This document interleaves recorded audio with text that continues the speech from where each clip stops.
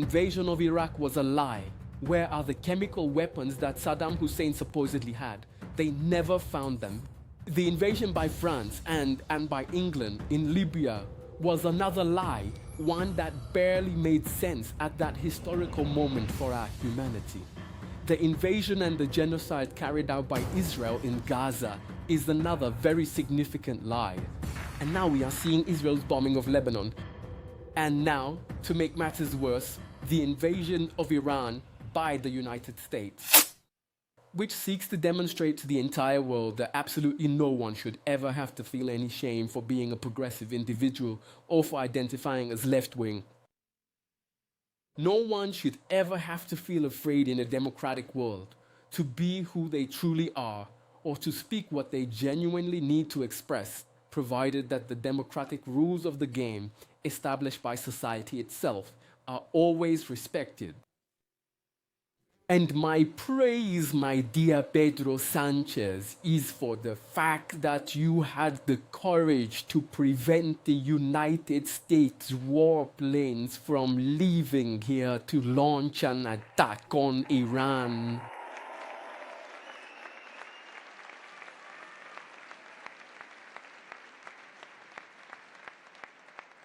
I'm really making sure I'm looking after myself here because I have a speech that is already written. And I feel the urge to just speak without any preparation.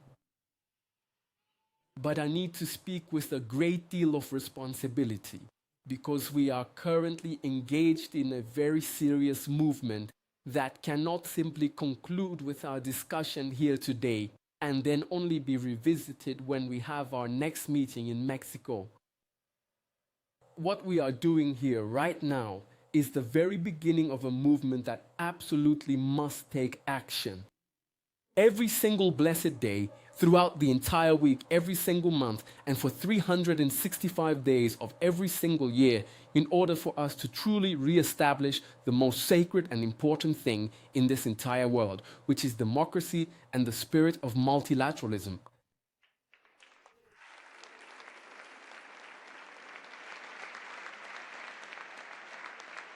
The name of this initiative, Progressive Global Mobilization, is quite revealing.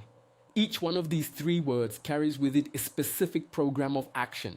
It's truly important that we understand precisely what each of them signifies. I am currently standing before 5,000 individuals who proudly identify themselves as progressives.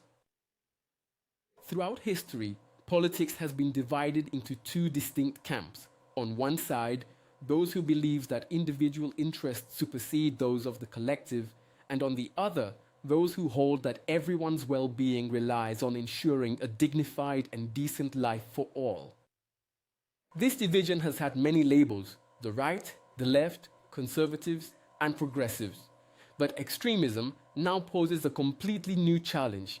The progressive movement has successfully managed to advance the agenda of human rights. The situation for workers, for women, for black people, and for many other minorities is significantly better today than it was in the past. It is no coincidence that the reaction from reactionary forces has come so violently with misogyny, racism, and hate speech. But progressivism has not been able to overcome the dominant economic thinking. The neoliberal project promised prosperity, but it delivered hunger, inequality, and insecurity. It provoked crisis after crisis. Despite this, we have succumbed to orthodoxy. We have been the managers of the problems and failures of neoliberalism. Left-wing governments win elections with their left-wing rhetoric, but then they go on to practice austerity. They abandon public policies, sacrificing them in the name of political governability. We have in fact become the very system. It's no wonder then that the other side now positions itself as the anti-system. The first and foremost commandment for progressives must be consistency. We cannot get elected on one platform and then implement another. We simply cannot betray the trust of the people. Even if a large portion of the population doesn't identify as progressive, they still want what we are proposing. She wants to eat, to eat well, to live comfortably, to have access to quality schools, to have access to quality hospitals, a serious and responsible climate policy, and a very strict environmental policy. She wants a clean and healthy world, a dignified job with a balanced work schedule, and a salary that allows for a comfortable life. The far right knew how to capitalize on the discontent from neoliberalism's unfulfilled promises. It channeled people's frustration by inventing lies and more lies. Talking about women, talking about black people, talking about the LGBTQ plus population, talking about immigrants, that is everything.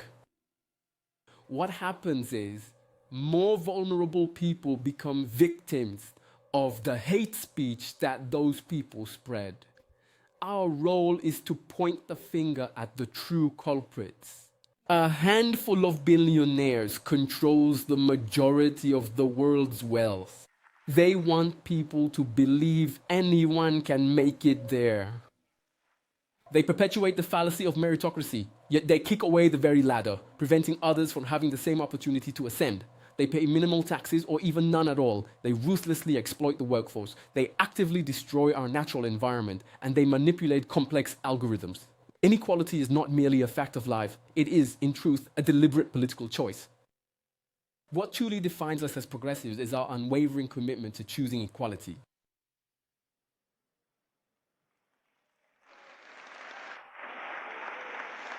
Our motto, our guiding principle, must always be with the people.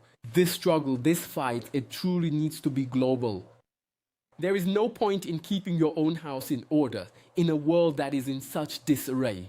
Warlords are dropping bombs on innocent women and children, and they spend billions of dollars on weapons, money that could be used to end global hunger, solve the energy crisis, and address the health crisis. The global south is forced to pay the heavy price for wars it did not provoke and for climate change it did not cause. It's treated like the backyard of major powers. It is suffocated by abusive tariffs and unpayable debts. It is once again seen as a mere supplier of raw materials. To be progressive in the international arena is to defend a reformed multilateralism. It is to defend what makes peace prevail over force. To make peace prevail over force. It is to fight hunger and protect the environment. It is to restore the credibility of the UN, which was eroded by the irresponsibility of its permanent members. It's about creating a system where the rules apply to everyone, where developed and developing countries stand on an equal footing in the Security Council, the World Bank, the International Monetary Fund, and the World Trade Organization. This is not an effort solely for governments. The internet has become a veritable battlefield. Contesting virtual networks is an absolutely unavoidable task, but this struggle must extend far beyond just our digital screens. It needs to be brought into our universities, into our churches, into our labor unions, into our community associations, into our neighborhoods, and truly into society as a whole. The far right shouts, it lies, and it attacks. We must not be afraid to speak out more loudly and with a profound sense of responsibility.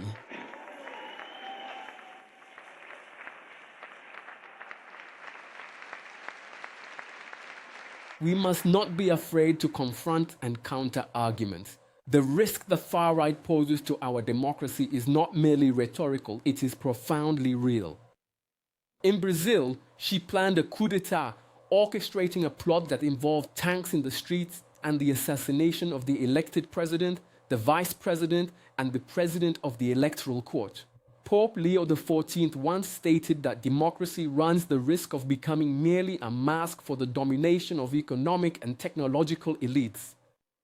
Our role is to expose these forces, to unmask those who claim to be on the side of the people, but who govern only for the wealthiest, who declare themselves patriots, yet put our sovereignty up for sale and even call for sanctions against their very own country, who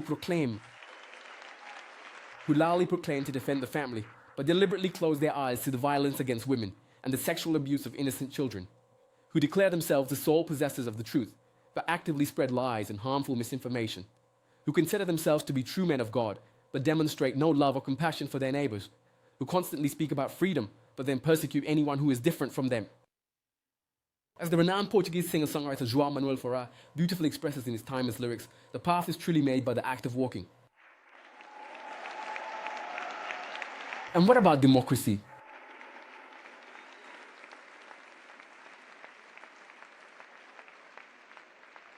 Democracy is not a final destination, but rather a continuous daily construction. It must extend far beyond just casting a ballot, bringing tangible and real benefits into the everyday lives of its citizens. It is simply not democracy when a father doesn't know where he will find his family's next plate of food. There is no democracy when a grandson loses his grandfather waiting in line at the hospital. There is no democracy when a mother spends hours on a crowded bus and can't give her children a goodnight kiss. There is no democracy when the law fails, when someone is discriminated against because of their skin color, when a woman dies simply for being a woman.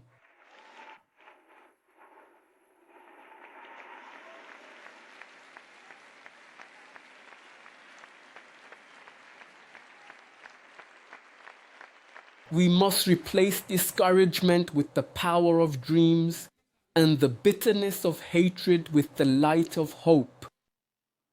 The global progressive mobilization has a crucial mission to recover the capacity of progressive forces to envision a better future, a future defined by social justice, equality, and democracy. These three terms, mobilization, global, and progressive, they must go hand in hand, not merely as a rallying cry, but as a vibrant, living reality. I wanted to share something with you all that I really need to speak about for just a minute, off the cuff. My apologies, comrade. I've been feeling very restless lately. I am currently 80 years old. I began my involvement in politics at 30 years old. For 21 years of my life, I worked inside a factory. I came from a very poor region in my country, just like millions of other Brazilians, to avoid dying of hunger. I ate bread for the very first time when I was 7 years old, and I learned to do politics very late in life. And when I truly began to learn about politics, I learned because I eventually discovered that within the halls of our National Congress, there were no genuine representatives for the common working people, which I had always firmly believed was the primary reason for the political class's very existence. And thanks to the democracy in my country, which we established after we overthrew 23 years of military rule, only I was impeached twice as President of the Union.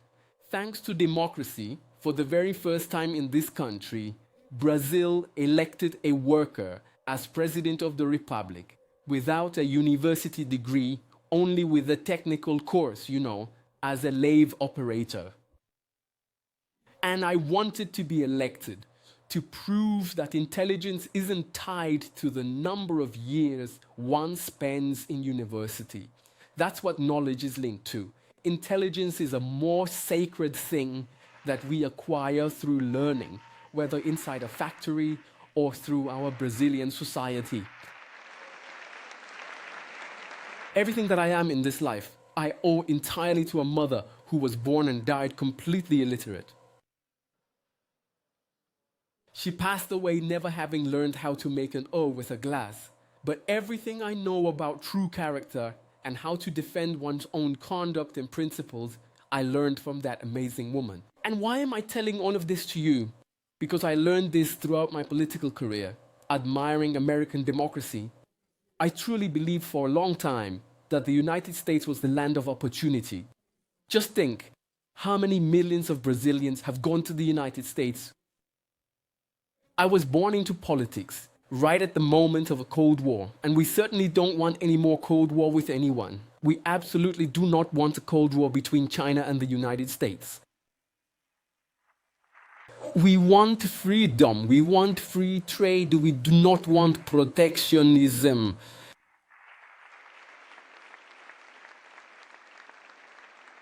the progressive left fell victim to the discourse of the Washington Consensus. Many young people here don't remember it, but those who are 80 years old, like myself, certainly do remember because they were already quite established and had good years under their belt back in the 1980s. And now I find myself constantly analyzing, trying to understand what exactly is happening in the world today. What is truly happening in our world today is that the much-cherished United Nations organization, which was originally created in the aftermath of the Second World War and subsequently established a Security Council with its 5 permanent member states, intended to diligently uphold international peace to ensure global cordiality and foster a spirit of true fraternity, have now regrettably transformed into nothing more than 5 warlords. Because the Security Council simply doesn't allow for things to happen. When one member approves a measure, another one immediately vetoes it. And what kind of world are we living in right now? Today, we are experiencing a number of armed conflicts, which is the highest since the Second World War. Today, we have war. The invasion of Iraq was a lie. Where are the chemical weapons that Saddam Hussein supposedly had? They never found them. The invasion by France and by England in Libya was another lie, one that barely made sense at that historical moment for our humanity. The invasion and the genocide carried out by Israel in Gaza is another very significant lie.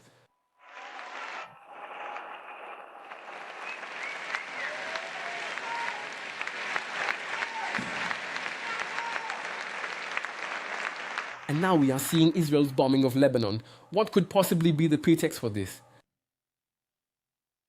And now, to make matters worse, the invasion of Iran by the United States. Under what pretext? I would like to tell you something, Governor of Minnesota. In 2010, I actually traveled to Iran along with India, together with Turkey, to negotiate an agreement with Ahmadinejad so that he could not enrich uranium beyond the level Brazil enriched for peaceful purposes. Because in Brazil, it is in our constitution that Brazil is prohibited from producing and manufacturing nuclear weapons.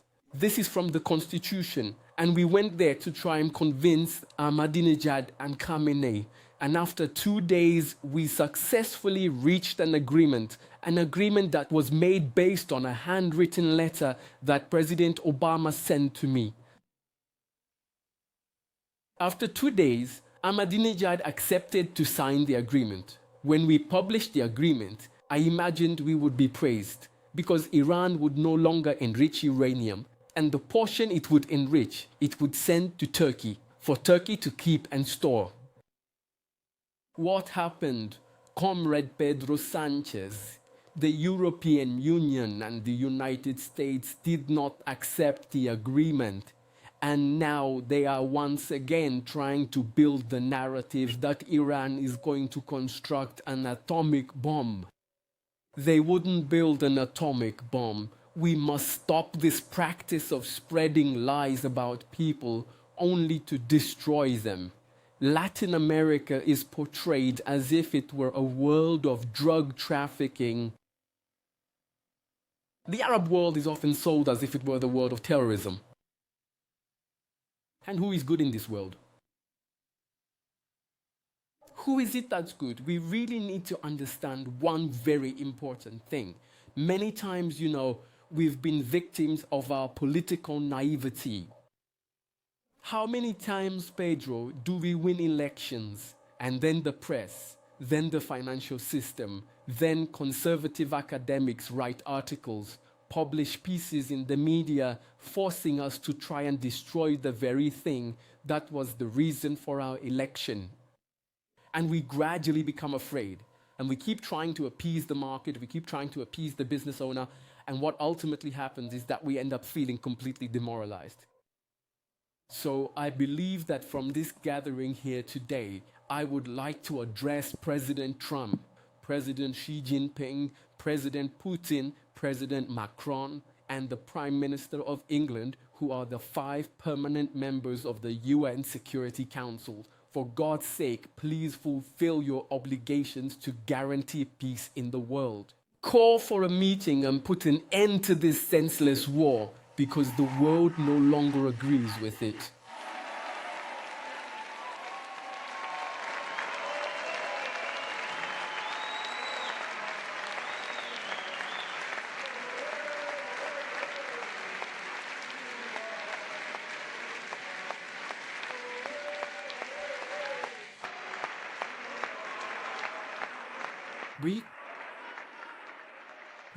We truly don't ask for much at all. Poor people, they truly don't ask for very much. They don't even want to take what the wealthy possess. The poor want the right to a decent job. They want the right to decent work. They want the right to live in a good home. They want the right to study. They want the right for their child to be a doctor, just like their boss's child, just like their employer's child. He wants the right to have a decent healthcare system. It's the only thing we want. And all of this is in the Bible. All of this is in the constitution of every country. All of this is in the Universal Declaration of Human Rights of the UN. So why isn't it?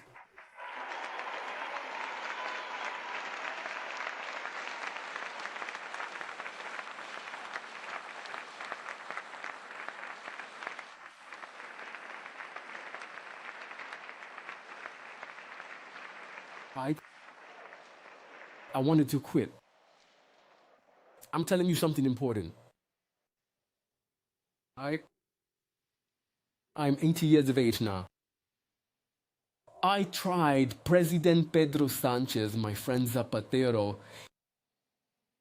I've been talking a lot with God, and I've been telling God that I want to live for 120 years.